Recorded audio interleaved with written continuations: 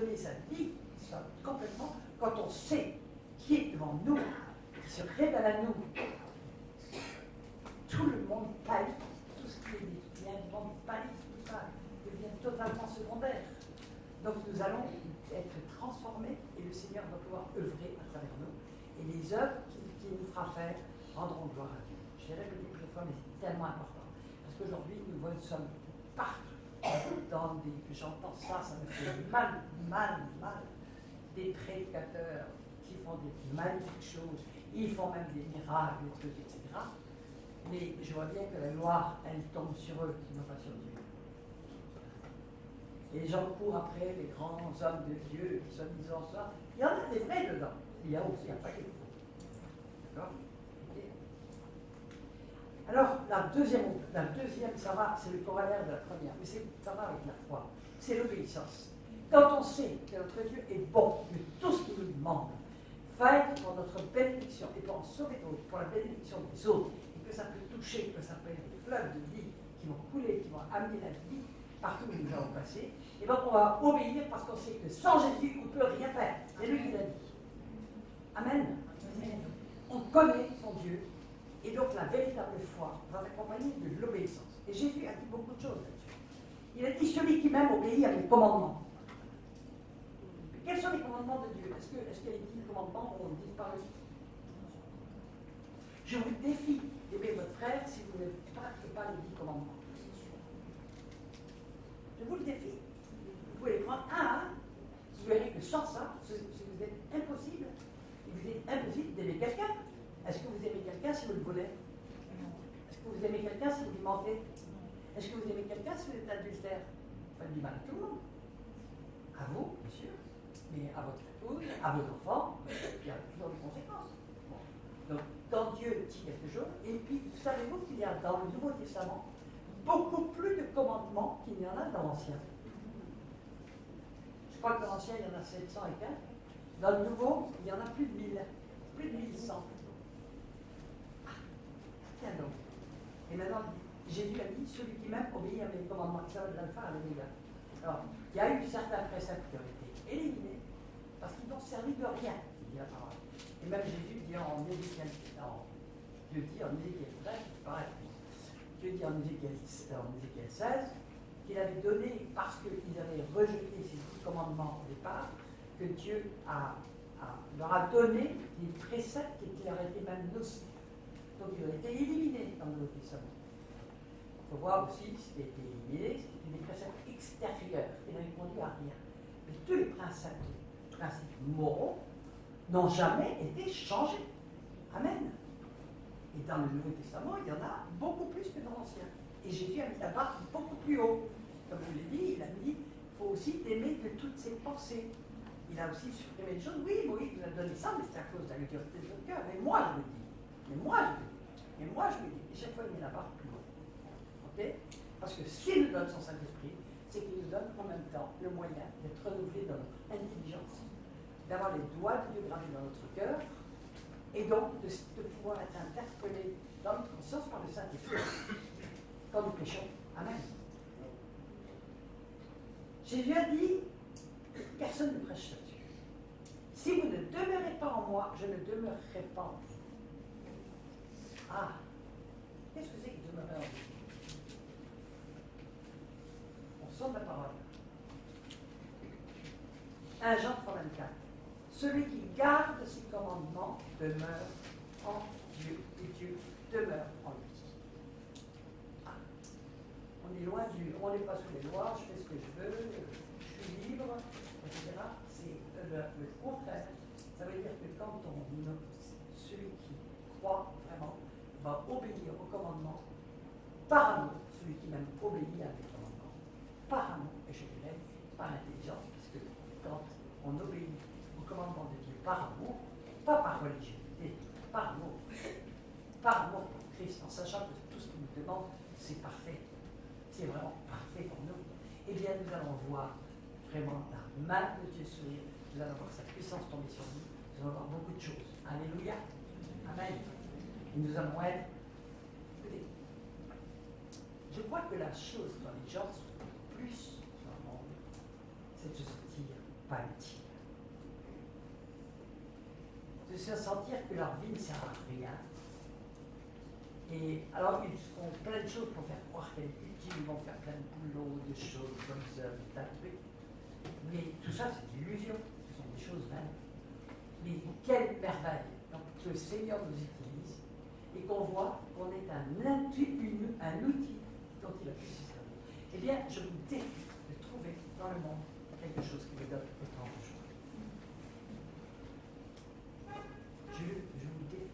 Et chaque fois qu'on arrache quelqu'un à l'enfer et qu'on peut l'amener dans les autres batailles, wow, on est heureux. Chaque fois qu'on peut délivrer quelqu'un, puis qu'on le voit sortir de ça, de ses malédictions, etc., et qu'on peut le voir transformer. Il y a quelques-uns parmi vous que je connais qui ont vraiment vécu ça, quand on voit la transformation de leur vie, qu'à leur tour ils se mettent à donner, et puis que ça se multiplie. Mais quelle joie! Comment on ne serait pas dans la joie?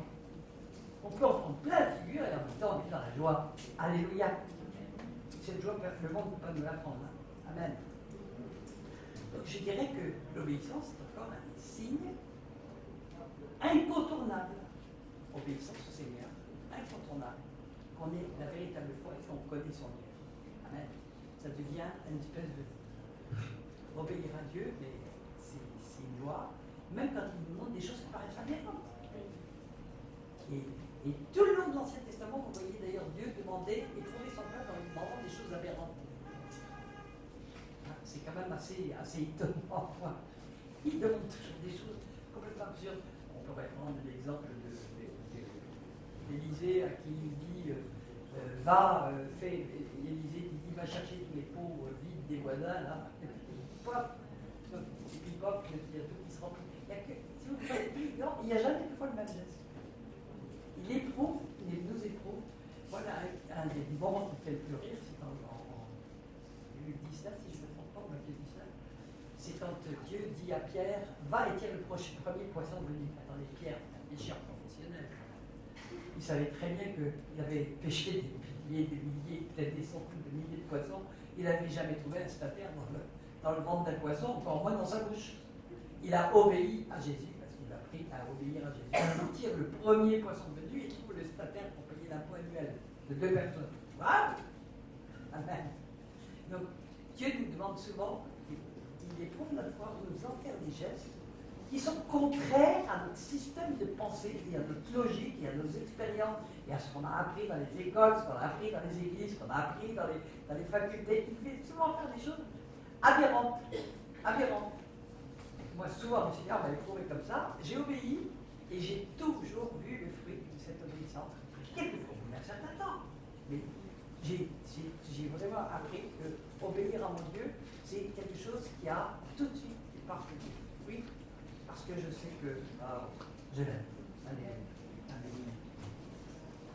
Alors donc, on va parler d'autres fruits maintenant. Je vais vous parler de l'écoute de Dieu. Jésus a dit, mes brebis entendent ma voix. Il le dit à 3 reprises en Jean 10. Mes brebis entendent ma voix.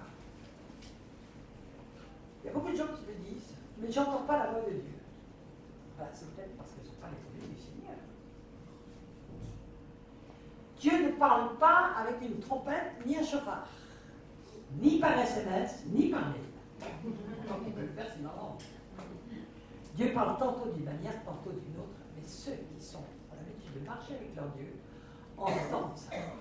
Ils savent que c'est lui qui parle. Ils savent que ça vient de lui. Ils le reconnaissent immédiatement que ça vient de Dieu. C'est ce qu'ils ont l'habitude de faire. Qu'est-ce qu'il nous a dit? Qu'est-ce qu'il nous a dit? Je vais quand même citer Jean 10. Je connais mes brebis et elles me connaissent. Comme le Père me connaît, comme je connais la et comme je connais le Père. Elles me connaissent.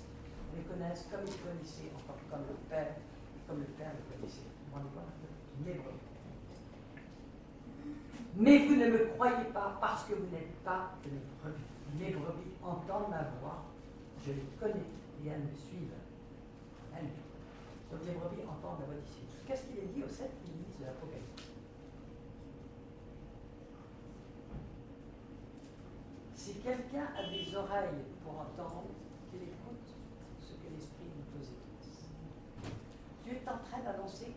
derniers temps, très peu entendront sa voix. Et que Dieu cherche des gens qui sont capables d'entendre sa voix. Entendre la voix de Dieu, c'est pas apprendre à se mettre un truc là, peut-être comme ça pour entendre un peu mieux. Non, c'est pas comme ça. On marche avec Dieu. Et petit à petit, on sait peut-être de nous parler par la bouche des uns et des autres. Je pourrais vous raconter des milliers d'histoires, des milliers de témoignages que j'ai entendus, que j'ai vécus, sur la manière dont Dieu peut nous parler, qui est toujours très surprenant, parce qu'il peut nous parler par la bouche de tas de personnes. Je vais juste raconter une histoire qui m'est arrivée au début de ma conversion. Puis, j'avais écrit mon premier livre, Le Tourment et la grâce, tout de suite, dans la foulée, en 15 jours. J'ai écrit d'une manière absolument surnaturelle ce livre qui est passé à tout, qui a été pris chez Bayard, qui m'a fait passer à Ex Libris. Enfin, c'est vraiment la main de Dieu là. C'est pas moi qui aurais pu faire par mes propres forces. Et puis, ce livre touche une personne qui est venue par la suite dans la vie. Et elle vient me voir, et puis elle me raconte comment elle a atterri dans notre église. Et elle me dit, voilà, j'étais en plein divorce, c'était son deuxième divorce, et je vais voir mon avocat juif qui est totalement anti-chrétien. Et il était en train de regarder mon truc en me disant, oui, vous parlez de persécution, de ceci, de cela. Ça tout d'un coup, il s'arrête et dit, retourne à l'église où tu es allé.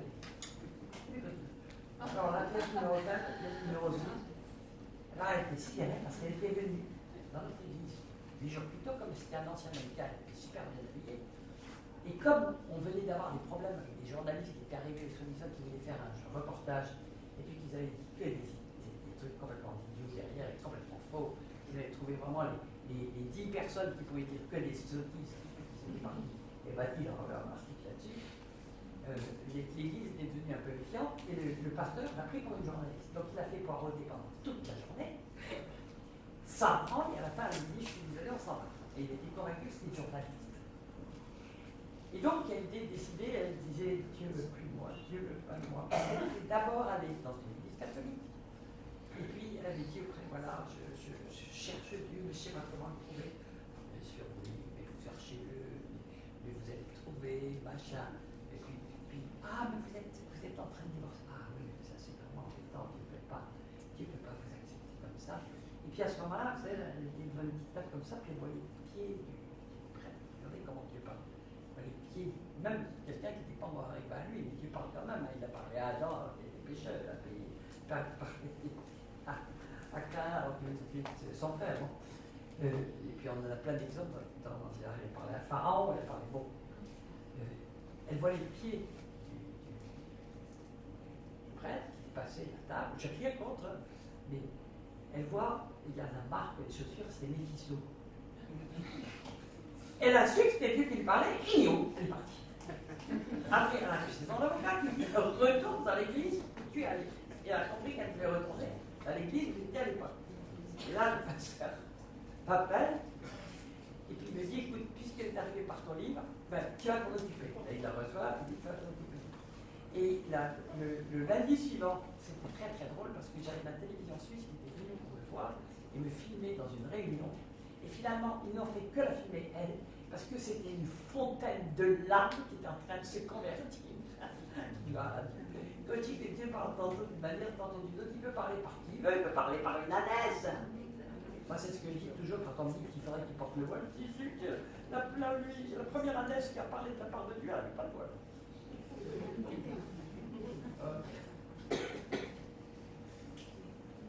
Alors, donc, l'écoute, quand on marche avec le Seigneur, on l'entend. Et plus on apprend à l'écouter, plus il nous parle, plus nous reconnaissons sa voix, plus il va développer certains dons en nous qui vont nous permettre de savoir vraiment ce qu'il fait. C'est le Seigneur, on marche, on est en marche.